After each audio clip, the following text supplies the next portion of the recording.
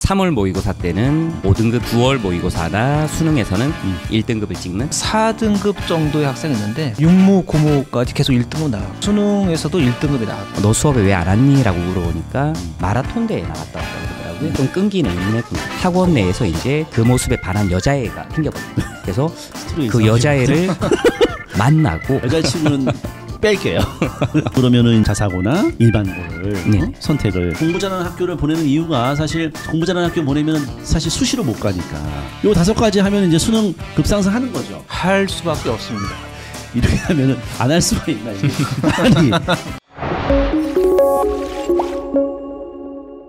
안녕하세요. 부풀TV 최대표입니다. 오늘 이 시간에는 수능 급상승 비법이라는 주제로 한번 얘기를 해보려고 해요. 송파와 일산에서 현재 이제 고3 수업도 하고 있는 우리 원장님 두 분 저번에 한번 모셨는데 오늘 모시고 수능을 급상승하기 위해서 어떤 비법이 있냐라는 말도 안 되는 주제로 한번 얘기해 보려고 합니다. 송파 김병규 원장부터 인사 한번 하실까요? 네, 안녕하세요. 송파 국풀국어학원 원장 김병규입니다. 네, 그리고 우리 원장님도. 네, 안녕하세요. 국풀국어 일산원 원장 박혜경입니다. 반갑습니다. 일단 제가 이제 수능 급상승 비법을 이제 가지고 와라 이렇게 얘기를 했습니다. 그렇죠? 한 달 전에 충분한 시간을 드렸어요. 그러니까 분명히 수능 급상승 비법을 가져왔을 것이다. 이런 생각이 들고 오늘 요거 지금 고등부 학부모님들뿐만 아니라 초중 학부모님들도 야 수능 급상승 비법이 있어? 하면서 지금 클릭을 하셨단 말이죠. 굉장히 부담되는 상황이에요 지금. 그래서 급상승 비법에 대해서 오늘 한번 얘기를 해보려고 그러는데 얼마나 또 치밀하게 준비를 해오셨는지 들어보고 제가 비법 아니지 않냐 평가를 한번 신랄하게 해보려고 합니다. 굉장히 부담스럽게 지금 상황을 끌고 가고 있어요. 네. 좋아요. 자 일단은 우리 그러면 우리 김병규 원장부터 수능 급상승 비법에 사실 이걸 하는 우리도 좀 어이가 없는 거죠. 왜냐하면은 우리가 이걸 알고 있으면은 모든 애들은 다 이게 상대평가인데 무슨 비법이 어딨어. 상대평가인데 열심히 하는 애들 상위 4%만 1등급이지. 그렇지만은 뭔가 엄청난 또 우리 학원에 30년 그 수업을 하면서 노하우가 쌓인 이 무림의 고스트 아니겠습니까? 이 고스트에 또 얘기 한번 들어보도록 할게요. 네. 수능 급상승 비법에 대해서 얘기해 주세요. 일단은 뭐 너무 난처한 주제여가지고 그렇죠. 아 이게 어떻게 이야기를 풀어가야 될까라고 좀 고민을 해봤는데 제 지난 강의 인생을 쭉 돌아봤는데 좀 그래도 사례들이 있긴 하더라고요. 아무래도 그 사례들에서 정말 급상승 예를 들어서 3월 모의고사 때는 5등급이었는데 한 9월 모의고사나 수능에서는 1등급을 찍는 이런 사례들도 간혹 가다간 있었는데 이 친구들이 가지고 있었던 공통점 원래 독서량도 좀 있었고 다만 국어 공부를 그동안 하지 않았었다. 신이든 수능이든 국어 공부를 똑바로 하지 않다가 국어 공부를 처음 시작해보니 뭐 수능 등급 기준으로 한 5등급, 6등급, 4등급 이 정도가 나오다가 국어를 알게 되면서 등급이 한 번 오르고 그 다음에 한 번 등급이 오른 걸 바탕으로 이제 좀 자신감이 붙으니까 공부를 본격적으로 시작을 했더니 한 9월이나 수능에서는 1등급이 나오는 이런 사례들이 조금 있었는데 사실 이 친구들은 급상승 비법이라기보다는 이 친구들이 원래 가지고 있었던 포텐셜이 있었고 그거를 이제 학원을 다니면서 체계화 된 수업을 통해서 좀 이렇게 터뜨렸다. 사실 이 정도로 생각을 해볼 수 있을 것 같아요. 그럼 이제 수능 급상승 비법 1번이라고 할 수 있는 건 이거네요. 독서량이 충분히 뒷받침했던 친구들이 나중에 좀 늦게 공부를 시작해도 치고 올라가더라. 네네, 그렇죠. 네. 그 독서를 그럼 많이 이제 해두는 것이 분명히 우리가 이제 마지막에 조금 이렇게 만져주기만 하면은 네네. 확 성장한다 이거 아니에요? 확실히 좀 독서를 많이 하고 사고력이 깊은 애들 이런 친구들이 그걸 보여주지 않고 있다가 나중에 이제 보여주게 되는 거죠. 그 독서량을 얼마나 하던 애들이에요, 걔네들이? 이 친구들이 그런 친구들 중에 은근히 좀 예체능 친구들이 좀 있었는데요. 예체능 쪽에 좀 집중을 하면서 아예 책을 좀 멀리 했었는데 그 전까지는 뭐 한 중학교 저학년 때까지 상당히 좀 책을 많이 읽었었고 그렇게 책을 읽던 것들이 갖춰지고는 있었던 것 같아요. 그리고 뭐 미술을 하더라도 국어 공부를 안 해도 독서는 그래도 좀 꾸준히 했던 친구들 이런 친구들이 좀 많았었고요. 그러니까 어쨌든 어렸을 때부터 독서량이 충분히 뒷받침하던 애들은 역시 그 독서가 이제 중요하기는 하네, 그렇죠? 네. 결국 독서를 꾸준히 했던 애들이 수능 급상승하더라. 네, 그리고 독서도 독서인데 어휘량 자체가 좀 중요한 것 같아요. 어휘량. 뭐 수능에 나오는 어휘 중에서 뭐 과학이나 기술 이런 부분에 좀 전문적인 어휘까지는 아니더라도 기초적인 이제 국어 어휘는 부담 없이 쫙 받아들여지는 애들 그런 친구들이 좀 급상승 조건을 그래도 갖추고 있다. 라고는 볼 수 있을 것 같습니다. 그래요. 수능 급상승 비법이라 해서 우리가 지금 뭐 한 2, 3개월 하면 확 오르는 방법을 얘기할 것 같았지만 사실은 초등학교, 중학교 때 걸쳐서 거의 6, 7년 동안 충분히 책 읽은 애들이 오르더라라는 얘기를 했는데 맞습니다. 사실 맞는 얘기고 지금 아직 초등학교, 중학교 학부모님들 같은 경우는 충분히 이제 공감하실 거라고 생각이 됩니다. 그래요. 그러면 우리 박희경 원장 같은 경우는 또 급상승 관련해서 뭐 에피소드나 뭐 있을까요? 대학에 이제 들어간 학생인데요. 우리가 보통 공부의 기본적인 필요한 자세를 성실함이라고 얘기하잖아요. 근데 그 성실함도 내용이 좀 다 다른 것 같아요. 학생들마다. 제가 좀 강조하려는 건 뭐냐면 자발적 성실함이거든요. 부모에 의해서 또는 주변 환경에 의해서 공부하는 분위기라서 이제 성실을 할 수밖에 없는 학생도 있어서 그것도 공부가 되는 방식이긴 한데 스스로 마음속으로 이제 성실해야겠다. 이런 걸 갖고 공부에 임하는 학생을 봤을 때 성적이 되게 놀랍게 발전한 학생이 봤었는데 고1 때였죠. 처음 너무 게을렀어요. 그냥 부모님이 보내주니까 가는 거였어요. 그리고 수업 때 졸기도 하고요. 그런데 어떤 계기가 있어서 본인이 그렇게 해보겠다. 그리고 그걸 받아들이고 나서 성실함을 계속 유지해 가려는 자세를 취하다 보니까 사실 학생들의 어떤 공부 머리랄까 잠재역량을 모를 수 있잖아요. 근데 그 학생은 잠재역량이 있었던 것이고 그것이 그 자발적 성실함과 만나면서 국어에 획기적인 좀 점수 상승이 있었던 거예요. 한 4등급 정도의 학생이었는데 육무 고무까지 계속 1등급 나왔어요. 그래서 수능에서도 1등급이 나왔던 거예요.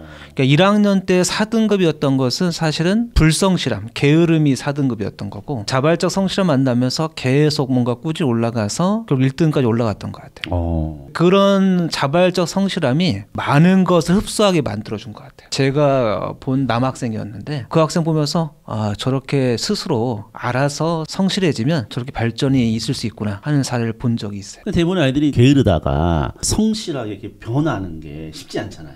참 어려운 문제예요. 부모님에 의해서 그럴 수도 있고 아니면 책을 통해서도 있고 아니면 또 하나의 사례 얘기하면 어디 대학 가겠다. 무슨 과를 가겠다. 목표가 생기고. 근데 그 목표가 생기고 나서 그럼 난 그렇게 가려면 지금 공부할 수밖에 없고 지금 나의 많은 것들을 주변 상황들을 바꿔야 한다는 걸 이제 인지하고 그걸 하나씩 이제 변화시켜 가는 거죠. 근데 그런 과정에서 불필요한 것들은 제거하고 효율성을 추구하다 보고 거기서 꼭 고민하던 과정에서 성적이 올라가는 것 같아요. 근데 이게 쉽지가 않죠. 그리고 그런 계기라는 것은 아주 다양한 환경들에서 오기 때문에 뭐 일률적으로 어떤 것을 만들 수는 없지만 그런 변화의 계기를 만들어주는 것도 매우 필요해 보여요. 근데 그 주체나 그 누가 할 것이냐는 과제가 되겠죠. 아까 처음에 얘기했던 학생은 저와 약속부터 시작한 거예요. 약속을 해서 이제 그 학생을 제가 성실한지 한번 지켜보겠다 했는데 그걸 의식하고 있었는데 본인이 그걸 또 받아들이고 해서 자기 습관처럼 만든 거죠. 그렇게 해서 그게 3년 동안 유지됐어요. 박 원장님이 너 내가 한번 이제 지켜볼 거야 하면서 아이에게 이렇게 변화의 계기를 제공한 거라고 볼 수도 있네요. 그러니까 아주 특수한 관계죠. 그 학생은 저를 신뢰했던 것이고 모든 뭐 선생과 이제 학생이 그런 관계를 맺을 수는 없지만 그런 계기도 하나로 이제 제시할 수 있다는 거죠.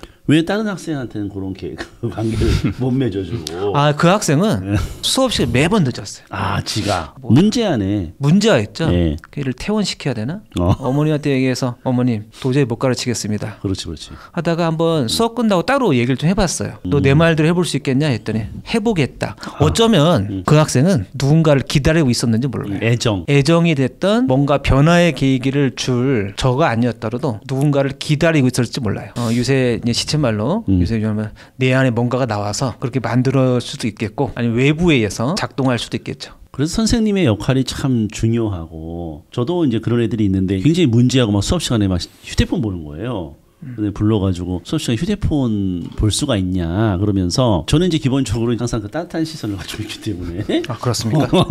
의외로 따뜻한 시선을 가지고 있어요 제가. 그래가지고 너 되게 잘할 수 있는 애 같은데 참 쌤이 봤을 때는 네가 좀 안타깝다. 너 훌륭한 자질을 가지고 있는 것 같은데 이런 식으로 애를 좀 자신감을 불어넣어주면서 너 이렇게 좀 해봤으면 좋겠어 하고 얘기를 해주니까 얘가 이제 그런 어떤 애정과 신뢰를 이제 느끼면서 잘 따라오는 케이스가 좀 있긴 있었거든요 저도. 그러니까 결국에는 우리가 이제 아이들의 계기는 여러 가지가 있을 수 있겠죠. 뭐 독서도 있을 수 있고 부모님도 있을 수 있지만 이 학원 선생님들의 역할도 사실 어마어마하잖아요.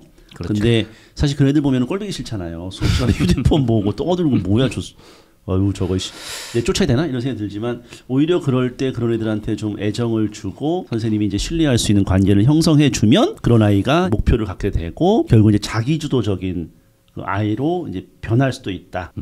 결국 나의 역량이다. 그러니까 뭐 역량이라기보다는 이제 조금 더 붙이면 이런 것 같아요. 성실함을 이제 하나씩 갖게 되면서 그렇게 된다고 해서 곧바로 뭔가 달라지는 건 아니죠. 그렇죠. 그렇게 해서 이제 자기 열심히 하려고 했더니 뭐 잘 안 되겠죠. 공부가 이제 뭐 요새 말로 뭐 노베에 있을 수도 있고. 근데 그동안 공부 방식도 뭔가 합리적으로라든가 체계적으로 뭐 축적돼 있었던 것도 아니고 그런 과정 시행착오가 되게 있을 거예요. 근데 그 시행착오를 이제 거쳐서 극복해 가는 과정이겠죠. 그러면서 근데 항상 마음속에는 그게 있는 것 같아요. 동료 선생님한테 이제 얘기를 또 들은 케이스도 있는데 이 학생이 경희대를 되게 가고 싶어 하는 학생이 있대요. 그 전까지는 그런 목표가 없다 보니까 성적도 고만고만하고 뭐 숙제도 대체적으로 해오긴 했지만 아주 성실한 경우는 아니었고. 근데 이 학생이 그런 대학을 목표로 하고 하다 보니까 지금 3학년인데 3학년 1학기 때 어차피 EBS 교재를 공부하잖아요. 내신 1등급을 찍어버린 거예요. 이 학생은 수능 공부 열심히 하고 뭘 수시도 이제 생각하고 있지만 대학을 정하고 그 전까지는 되게 어중간한 위치였었는데 그런 목표 설정이 내신이든 수능 공부든 되게 성실하게 임하게 하고 그리고 최근에 이제 국풀 파이널 저희 국풀 모의고사 좀 80 후반이 나온 거예요. 이 학생이. 아주 잘 나온 거죠. 그래서 이제 제가 이제 고3 학생을 쭉 보다가 이 학생 왜 이렇게 점수가 높지? 물어봤어요. 제 담당 학생이 아니었는데 동생한테 물어봤더니 사정을 얘기 들어보니까 그런 대학을 목표로 하고 그러다 해서 지난 겨울부터 바뀌기 시작했다. 그래서 이 학생이 내신도 1등급 찍어버리고 3학년 1학기 때. 그리고 육모가 매우 어려웠잖아요. 3등급이 나왔어요. 근데 육모 3등급은 이 학생 때 고무적인 거였어요. 예전엔 그런 등급이 안 나왔으니까.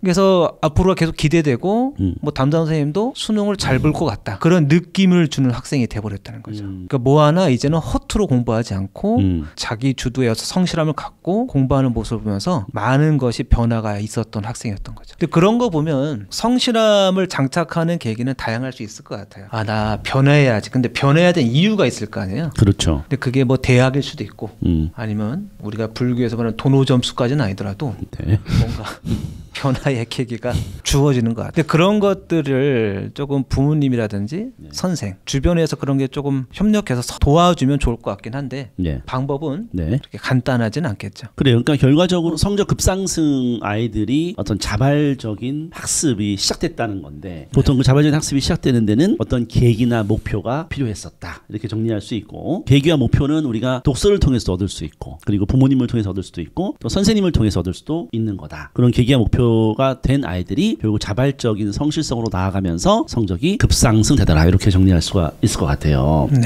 그래서 저는 우리 그 학원 선생님들도 그 아이들하고 이제 1대1로 대화하는 시간이 많아야 된다고 사실 생각을 해요. 그래서 우리가 기파학문회원 중등 그 프로그램에도 코칭 수업을 내신 기간에 이제 아예 넣어놔버렸어요. 그때는 수업을 안 하고 애들을 1대1로 면담하는 시간이 그냥 수업 시간에 들어가 버렸는데 우리가 애들하고 1대1로 사실 얘기할 기회가 그렇게 많지 않잖아요. 어떻게 보면은. 저 같은 경우도 옛날에 보충 수업을 하게 되면 이제 걔가 혼자 오면 혼자 1대1로 수업을 하잖아요. 나랑. 그러면 이제 걔에 대해서 제가 이것저것 물어봐요. 뭐 집에서 뭐하니, 취미는 뭐니, 뭐 이런 식으로 물어보다 보면은 걔가 왜 공부를 안 하는구나를 이제 대충 파악이 되고 그러면서 이제 걔랑 친밀도가 높아지면서 나를 이제 좋아하게 되고 성적이 오르는 그런 경험이 많이 있었는데 그 학원 원장님들 선생님들의 역할이 참 중요하고 그 아이들과 그 1대1로 대화를 나누면서 그 아이들에게 계기나 목표를 부여해 주는 것이 어떻게 보면은 더 중요한 그 역할이 아닌가 이런 생각도 듭니다. 학교는 뭐 워낙 애들이 많으니까 선생님들이 바쁘니까 힘들 거예요. 자, 그래서 우리가 이제 수능 성적 급상승 비법의 이제 하나로 자발적 성실성인데 그걸 위한 계기와 목표에 대해서 한번 얘기를 했고 그 계기와 목표가 준비된 아이들은 성적이 오르더라라는 것을 알게 됐습니다. 그래요. 그럼 병규쌤 또 다른 거 뭐가 있어요? 박혜경 원장님 얘기 듣다가 저도 다른 사례가 하나 떠올랐는데 약간 비슷한 케이스일 것 같아요. 근데 그 부분을 저도 좀 강조를 하고 싶어서 말씀을 드리자면 이 친구는 제가 예비 고1 때 처음 만나고 그때만 하더라도 이제 중등부 국어 성취도가 뭐 C 이 정도니까 사실 국어 쪽으로는 소질이 아예 없었고 이제 뭐 영어 수학 쪽으로도 다 소질이 없고 대신에 애는 되게 착하고 성실하고 운동 좋아하는 남자아이였는데 이 친구가 이제 학원을 성실하게는 오는데 너무 성취도 발전이 없으니까 이제 학부모님이랑 연락을 몇 번 했었어요. 네네. 연락을 하다가 네. 학부모님이 이제 어느 날은 저한테 이제 가정사를 좀 설명을 해주신 적이 있었거든요. 가정사가 좀 이렇게 좋지가 않더라고요. 가정사도 듣고 이러면서 아 조금 더 열심히 얘랑 좀 해봐야 되겠다라고 생각을 하고 있었는데 네. 얘가 어느 날 하루는 수업에 안 와서 너 수업에 왜 안 왔니?라고 물어보니까 마라톤 대회에 나갔다 왔다 그러더라고요. 네. 좀 끈기는 있는 애구나.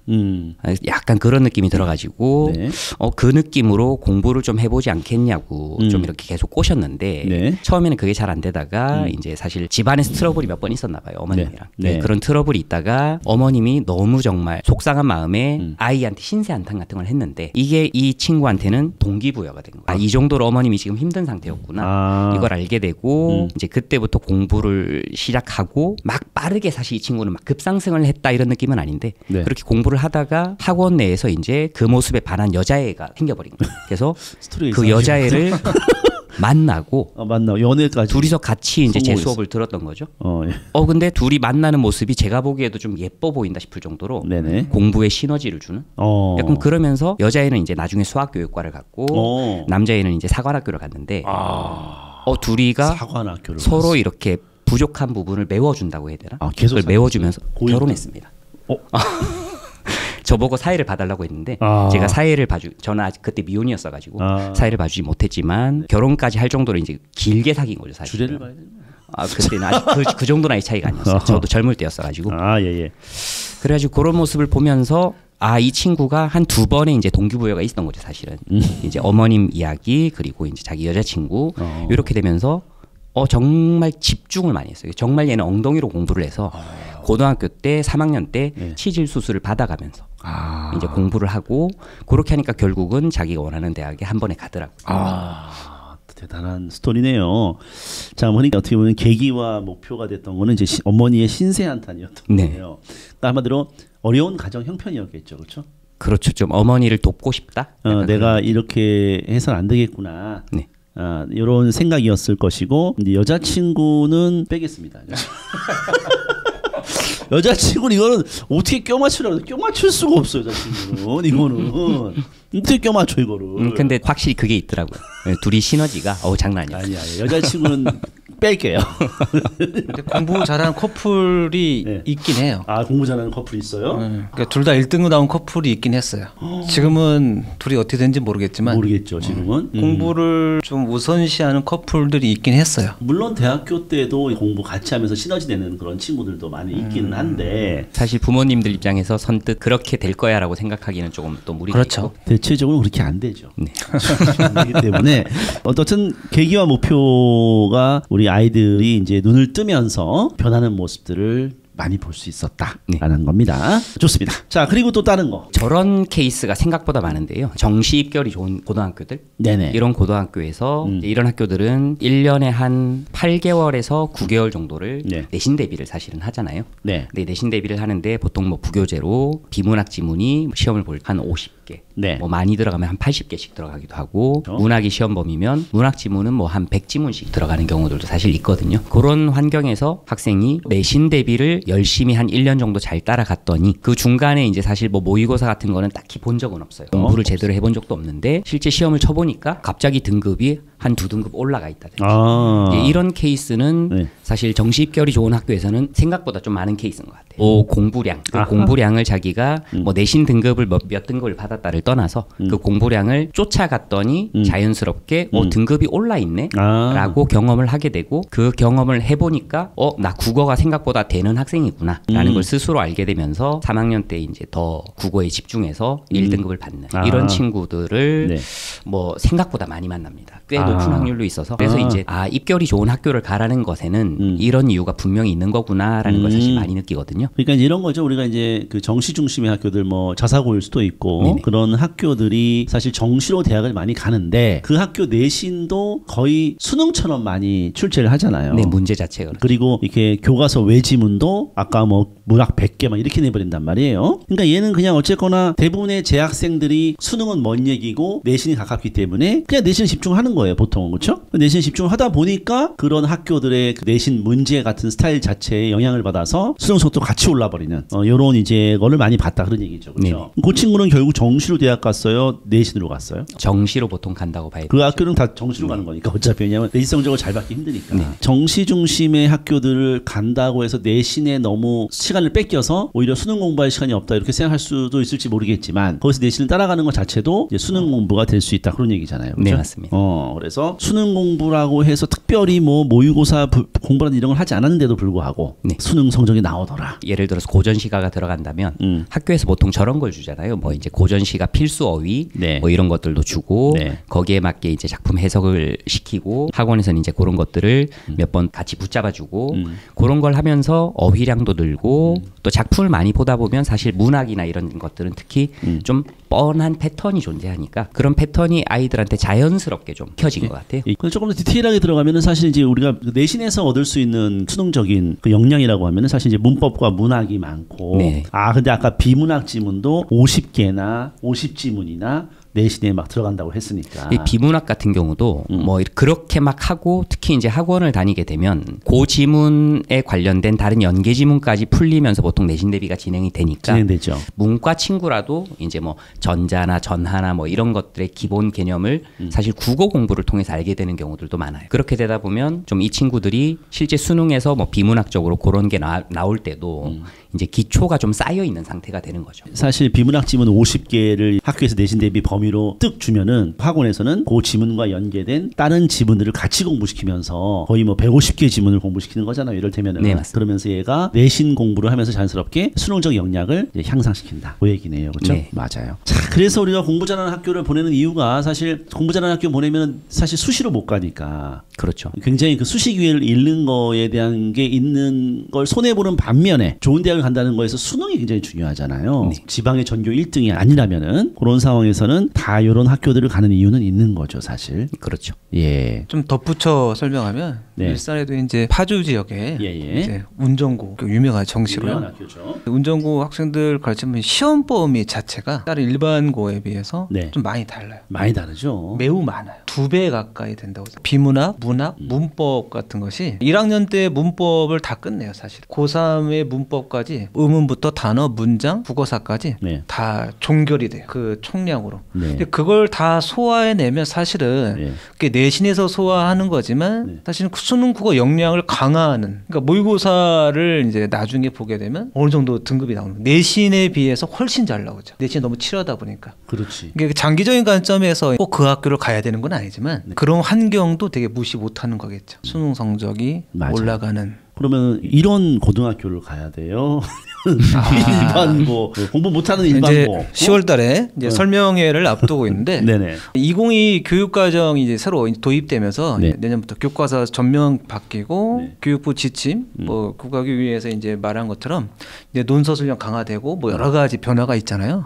내신 5등급제가 되고 이럴 때 학부모들 문의가 많이 와요. 가장 기준이 뭐냐면 입학 테스트를 보게 한 다음에 점수가 괜찮게 나오면 보내라. 근데 사실은 뭐 중3 내신이 절대평가다 보니까 A 맞는 거 사실은 많이 맞잖아요. 그거 말고 입학 테스트 기준에서 얘가 공부 좀 하는데 하면 보내는 건데 입학 테스트 점수가 안 좋은데 내신 점수로만 어디 가려고 한다? 말립니다. 근데 그것은 2022 교육과정이 바뀌어도 똑같다고 봅니다. 그래서 거기서 경쟁력 있는 학생이라고 판단이 되면 보내는 것이고 경쟁력이 없다고 하면 안 보내는 게 전략적으로 일반고에 가서 보내는 게 그리고 또 아이들마다 또 성향이 있다 보니까 그렇죠. 그런 환경에서 영향을 잘 받아서 열심히 하는 학생이 있는가 하면 뒤처져서 오히려 낙오되거나 학교가 이제 중고 집단이 아니 되고 학교에서 멀어진 학생도 종종 있더라고요. 뭐 그렇게 해서 보통 나누는 게 가장 무난한 것 같습니다. 그러니까 일단은 학교 때 이제 공부를 어느 정도 해야 되고 중학교 때 입학 테스트 있잖아요. 우리 입학 테스트 참 좋은 문제들인 것 같아요. 네네. 근데 그걸로 많이 판가름이 돼요, 사실. 그것만 딱 봐도 그냥 얘가 그거 보고 예비고일 때 우리 정기평가도 있고 모의고사 이런 게 있잖아요.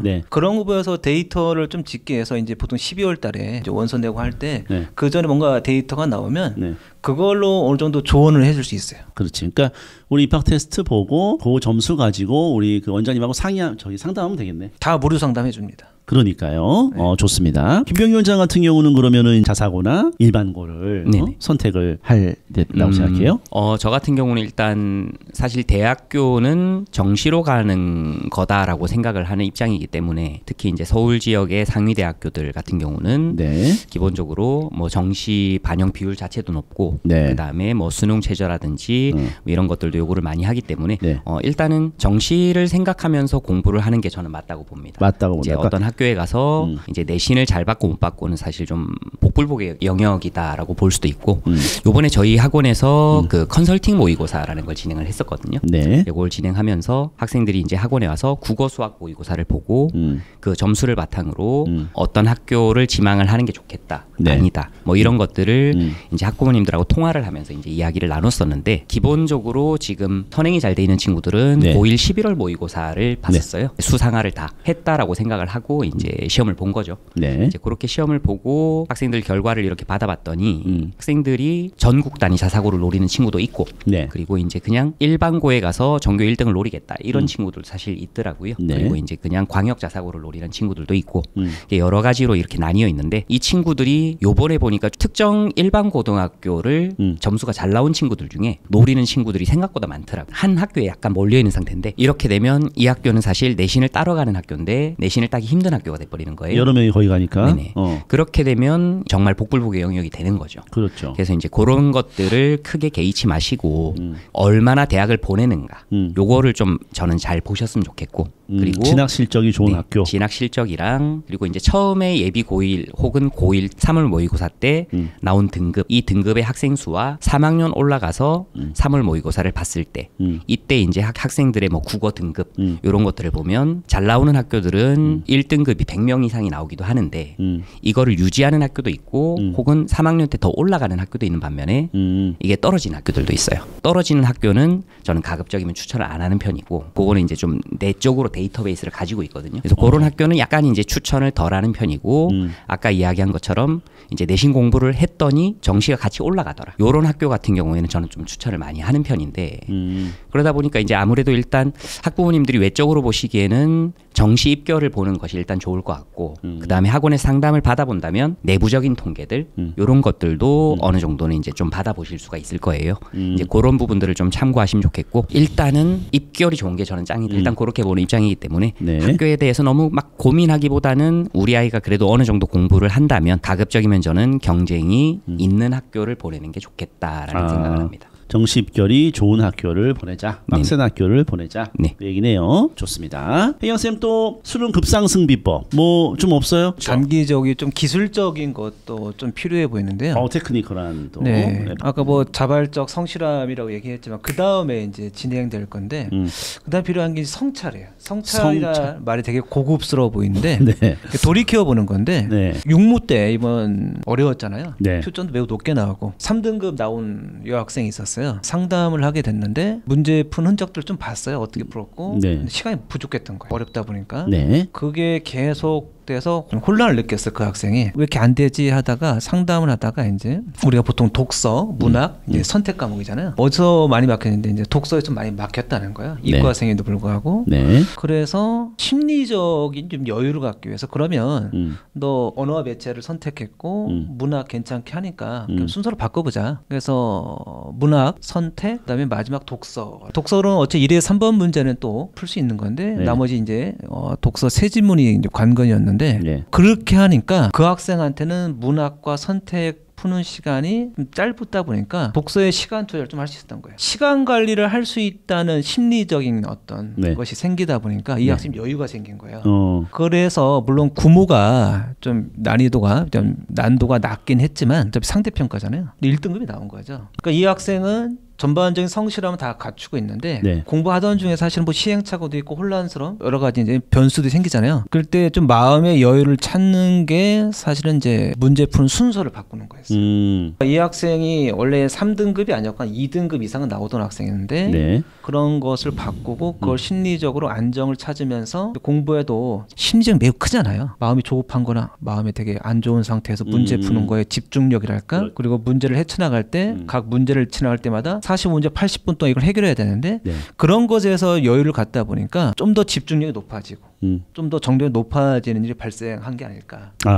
그래서 성찰이라고 얘기했지만 이 성찰을 통해서 자기가 좀 조곤조곤 자기를 좀 돌이켜보고 뭔가 개선해서 그것을 좀 안정화시키는 거 그것도 성적 상승의 한 방법이라고 생각을 하거든요. 물론 이 학생은 이 학생에 적용되는 거예요. 이걸 일반화해서 이렇게 하면 된다라고 말할 수 있는 건 아니죠. 근데 그 학생들은 그렇게 조언해 줄 수 있는 거예요. 조언할 수 있다. 그래서 개별 학생들이 갖고 있는 어떤 문제점이 있다고 하면 그거에 대해서 한번 간단히라도 얘기를 해보고 조언해 주는 것도 그 학생 심리적 안정과 함께 성적 상승을 가져오는 원인이 되지 않을까 이런 생각을 해봤습니다. 어떤 여유를 갖고 성찰해봐서 보다 효율적인 방법을 선택했다는 건데 사실 이런 기법을 쓰는 경우는 많이 있어요. 그러니까 뭐냐면 그렇죠. 우리가 독서가 약해 문법이 약해 이럴 경우에 배 풀다가 보면은 어차피 그거에 걸려서 애들이 못 넘어가다가 이제 시간을 거기서 너무 많이 소모해버리는 바람에 뒤에 이제 문제들 허겁지겁 풀면서 자기가 잘 푸는 영역까지도 틀리는 경우가 있거든요. 그렇죠. 그래서 얘가 결국 문법과 문학을 잘하는 아이니까 앞에 싹 풀어놔버리고 마지막에 독서만 남겨놓으면은 그냥 독서 뒤에 뭐가 또 남아있으면은 잘하는 거를 독서 때문에 시간 부족으로 못 풀게 되는 사태를 방지한 기능을 한 것 같아요. 보니까 오히려 이제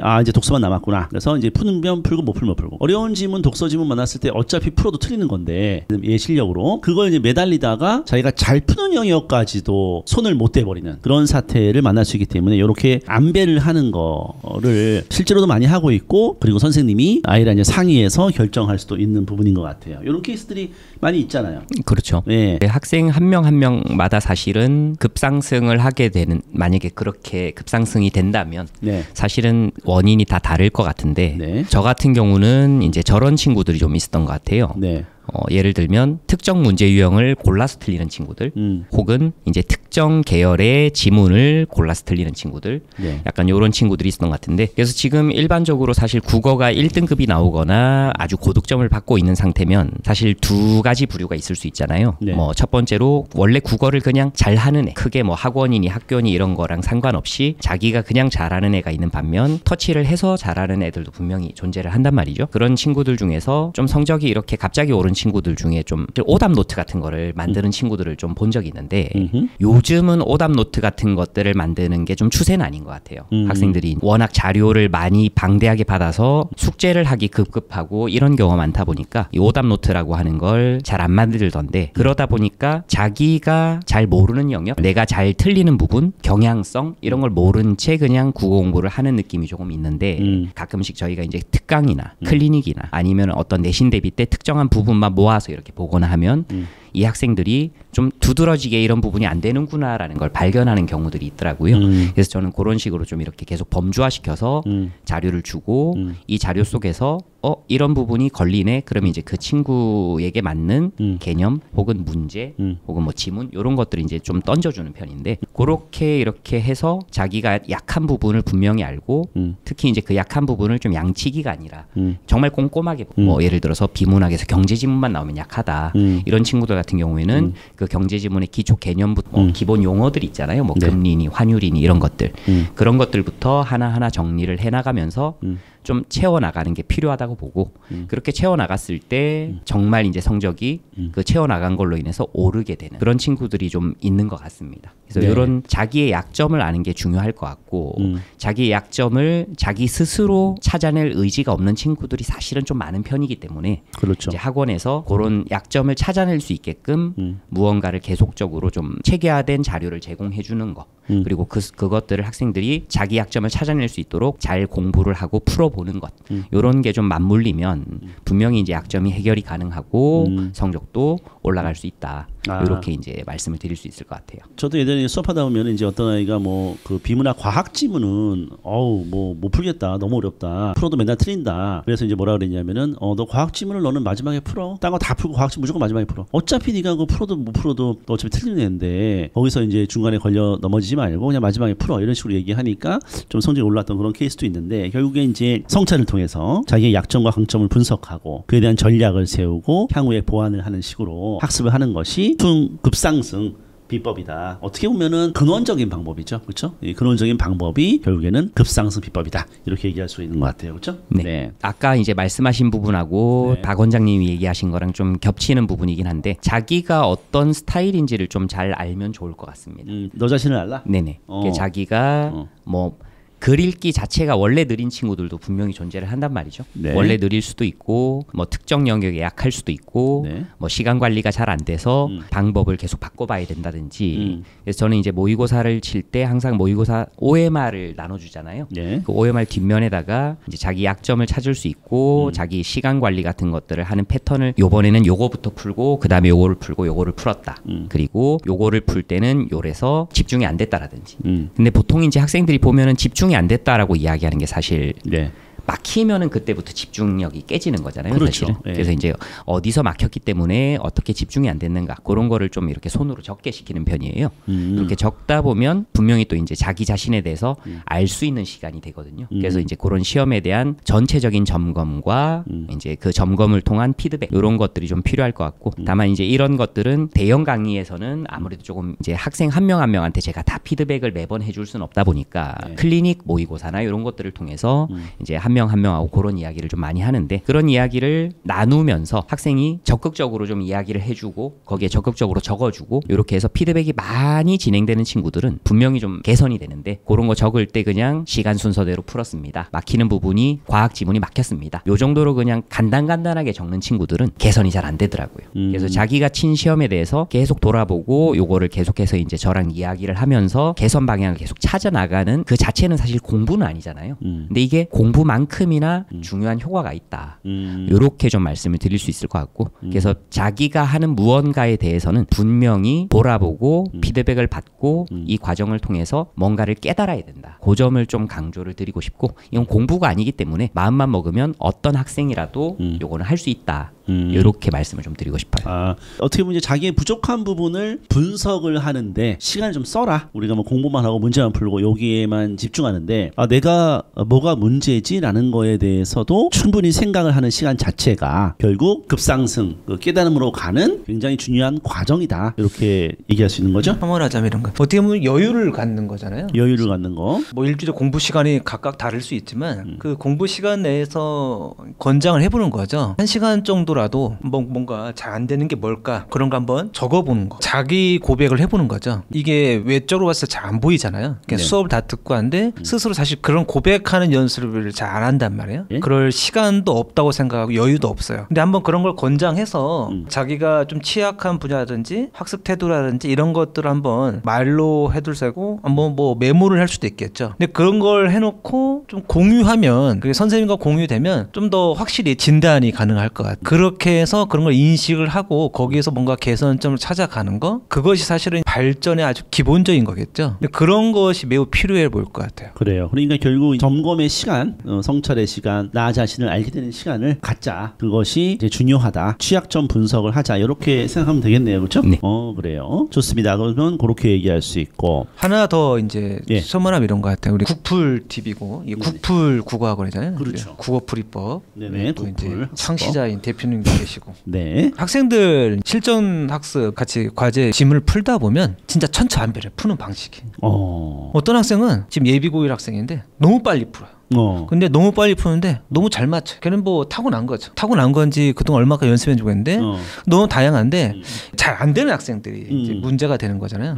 우리가 항상 해설지 보지 말라고 얘기하잖아요. 그걸 강조하는데도 불구하고 계속 불안해서 보는 학생들이 있어요. 근데 안 보고 자기가 다시 풀어서 오답으로 갔으면 정답으로 가는 과정을 계속 만들어 봐야 되는데 그런 거 없이 빨리 공부해야 한다는 생각만으로 그렇지. 계속 풀고 다음 쯤 풀고 해야 한다는 생각이 있는 것 같아요. 근데 그렇게 하지 말고 다시 한번 내가 뭘 지금 잘못 본 건지 그런 시간을 왜냐면 이런 학생들은 성적이 아주 높은 학생은 아니에요. 그러니까 예를 들어 뭐 3, 4등급, 4, 5등급 이런 학생들은 그게 매우 필요하거든요. 성적 상승이라 할 때 2등급, 1등급 때도 상승이지만 사실 4등급에 3등급 되는 거 상승이잖아요. 근데 오히려 후자가 지금 말한 그런 공부 방식이 매우 필요한 건데 그거를 조금 소홀히 하거나 모르는 거야. 그래서 우리가 국풀 주간 교재도 있고 뭐 월간 교재 있고 한데 그것만 잘 활용해도 사실은 홍보 목적도 있지만 그런 것만 잘 활용해도 사실은 성적이 올라가는 건데 그게 잘 안 된 거 되게 많은 것 같아요. 우리 국풀이라는 게 결국 과정을 한번 점검해라 이런 이제 학습법이잖아요. 그렇죠. 그런 차원에서 지금 성찰과 점검이 지금 연결이 좀 되면서 네. 그렇게 오히려 해야 되는데 3, 4등급 아이들이 이제 마음은 급하지 뭐 하기도 싫고 이러니까 문제만 트트트트트 풀면서 가는 것 같은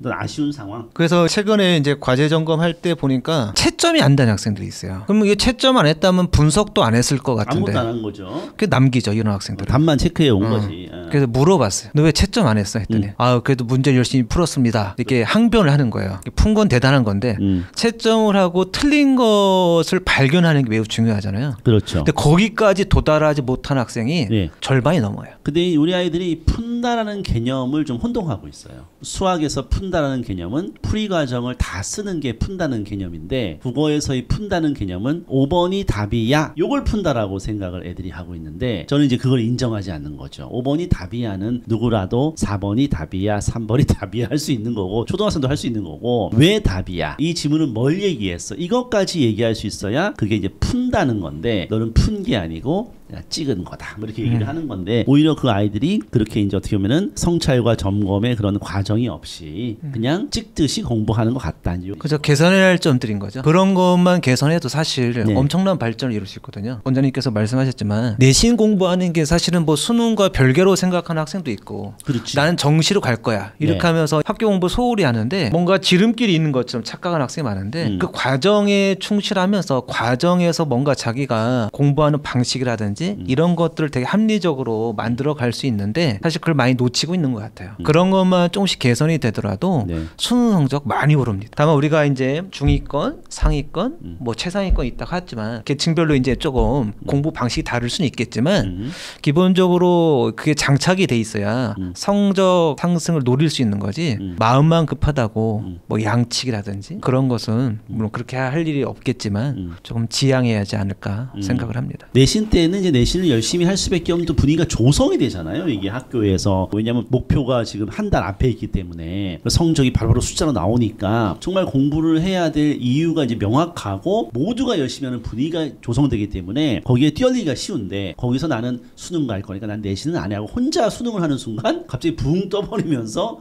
애매한 상황이 되어버리는 경우가 많아요. 그래서 내신 때는 열심히 공부하고 또 공부할 때는 점검을 하면서 과정 중심의 학습을 하다 보면 성적은 오르는 건데 그렇지 못한 친구들이 있다. 이제 그런 말씀인 것 같아요. 내신 같은 경우 잠깐 말씀을 드리면 확실히 내신에서 공부하는 밀도, 수능 공부를 하는 학생의 어떤 집중력이나 밀도는 저는 다르다고 생각하거든요. 이번 주에도 내신 수업을 했지만 비문학 지문을 한 5지문 뭐 요 정도를 수업 시간에 쭉 풀이를 했단 말이에요. 쭉 풀이를 하고 그렇게 했는데 이게 이제 수능 문제를 풀기 위한 게 아니라 네. 내신 문제를 풀기 위한 수업이다 보니까 훨씬 더 이제 자세하게 그렇죠. 안에 있는 하나하나를 학생들에게 짚어주는 수업을 했음에도 불구하고 의문을 가지는 어떤 몇몇 구절들이 있더라고요. 그런 구절들을 학생들이 찾아와서 이 부분에서 이렇게 흘러가는 걸 잘 네. 캐치를 못하겠다. 뭐 이런 이야기들을 저한테 막 해요. 근데 이 친구들이 수능 수업 시간에 네. 그런 질문을 하느냐 하면 그렇진 않거든요. 수능 수업에서 요구하는 어떤 지문 분석의 기대치가 있고 내신 분석에서 요구하는 지문 분석의 기대치가 있으니까 확실히 내신 때 훨씬 더 밀도 높게 공부를 하고 있는데 네. 그렇게 밀도 높게 공부를 하면서도 많은 지문을 한 번에 공부를 한단 말이죠. 저는 이제 수능 수업 때도 학생들이 지문 수를 조금 줄이더라도 네. 그런 밀도를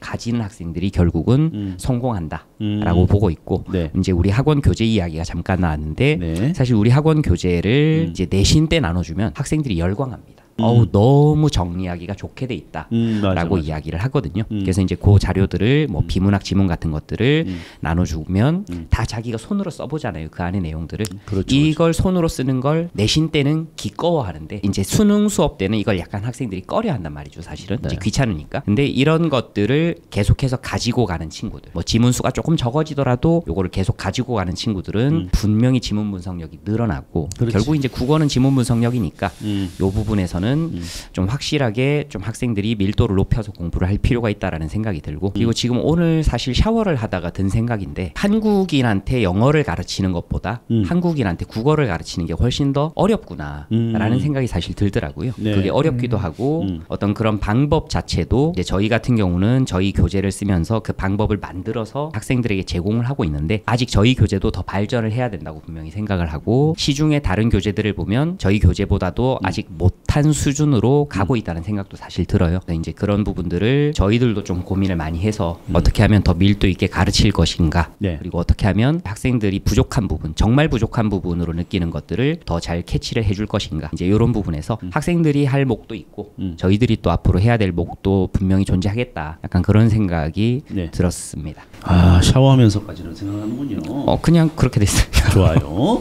그러니까 수능이라고 하면은 전체적인 어떤 그 주제나 느낌 정도만 파악해서 문제를 푼다라고 많이 생각을 하는 경우가 있지만 사실은 공부 잘하는 아이들 같은 경우는 글을 읽다가 진짜 한 문장이라도 이해가 안 되면 못 넘어가는 애 정말 어떻게 보면 내신처럼 공부하는 애들이거든요. 걔네들이 그렇게 하다 보면 수능은 그냥 자연스럽게 정복이 돼버린다 이런 차원으로 좀 이해가 되는 것 같아요. 네. 예. 자 그렇게 해서 결과물을 제가 한번 보겠습니다. 첫 번째 독서량이 많은 친구들이 급상승한다는 거예요. 예, 우리 초중 학부모님들 독서 끝까지 가져갑니다. 고등학교 때는 솔직히 독서 못하잖아요. 고등학교 때. 많이 못하죠. 그러니까 고등학교 때는 사실 독서가 좀 힘들어요. 근데 네. 중학교 때까지는 독서 놓지 말자. 그리고 이 독서가 사실은 또 수능 급상승 비법 2번에 나오는 계기 목표에도 영향을 주게 됩니다. 이 독서가 결국에는 우리 부모님이나 선생님들도 계기나 목표를 심어줄 수 있지만 독서가 심어주는 또 부분이 있기 때문에 비법 2번 계기와 목표를 만들어줘서 애들이 이제 스스로 공부하게끔 만들어주는 것. 그 아이들이 결국 급상승하더라. 해라가 아니다. 결국은 지가 해야 된다. 그 얘기죠. 그 다음에 지금 내신에 대해서 얘기하면 내신과 수능 공부가 이분법처럼 다르다고 생각하는 사람들이 많은데 전혀 그렇지 않고 사실상 내신 공부가 수능 공부다. 내신 공부처럼 밀도 있게 공부를 해야지 결국 수능이 나온다. 이렇게. 그래서 우리가 또 정시 중심의 학교도 뭐 추천도 하고 뭐 그랬어요. 중간에. 그 다음에 이제 얘기했던 거는 자기 자신에 대한 성찰의 시간, 점검의 시간이 있어야지 그걸로 부족한 부분을 보완하고 또 필요에 따라서는 기술적 접근도 가능하다. 이런 얘기가 했습니다. 다섯 번째로는 과정이 결국 충실할 때 성적은 급상승하는 거기 때문에 과정을 충실하게 공부하는 그런 것이 이제 필요하다. 이렇게 설명한 것 같아요. 그렇죠? 요 다섯 가지 하면 이제 수능 급상승하는 거죠. 할 수밖에 없습니다. 이렇게 하면은 안 할 수가 있나 이게? 아니 책을 많이 읽었어. 그래서 내가 계기가 생겼어. 내신 열심히 하고 중간중간 성찰해. 아 내가 뭐가 부족할까? 그러면서 과정을 충실하게 하면은 급상승하죠. 무조건 하겠네. 무조건 이거는 그냥 무조건 하는 거 아니야? 결론은 이런 거라고 할 수 있겠네요. 급상승이라는 것은 하나의 어떤 스킬이나 이런 게 있는 게 아니다. 결국은 우리가 전공법으로 가야지 수능이 급상승하는 것이다. 네. 이렇게 다소 뻔한 얘기로 마무리가 됐지만 그게 결국 본질이지 뭐 어떻게 우리가 수능 급상승이라는 게 뭐 야 이거 수업 들어봐 그럼 너 쫙 올라 이건 아니죠. 네. 그렇죠? 네, 그래서 그런 게 당연히 정답인데 네. 주변에 이제 조력자들이 있는 거죠. 네. 그것이 이제 우리의 국풀 교재일 수도 있고 아니면 학원 선생님일 수도 있고 그런 프로그램일 수도 있고 그런 조력자들을 잘 만나는 것도 매우 필요한 거죠. 우리 박희경 원장님하고 이제 김병규 원장님이 조력자들이니까 학부모님들이 궁금한 게 있으면 언제라도 찾아가서 다 상담해 주잖아요. 그럼요. 지극정성으로 해주세요. 지극정성으로 해줘요? 야 그래요. 상담 언제라도 학원 등록과 상관없이 가셔서 또 상담 받아보고 이러면 또 우리가 상담하면서 또 배우는 것도 많아요. 그렇죠? 맞습니다. 그래요. 오늘 우리 두 원장님들 다음에는 또 다른 주제로 한번 만나도록 하겠습니다. 네. 고생하셨습니다. 네. 감사합니다. 감사합니다.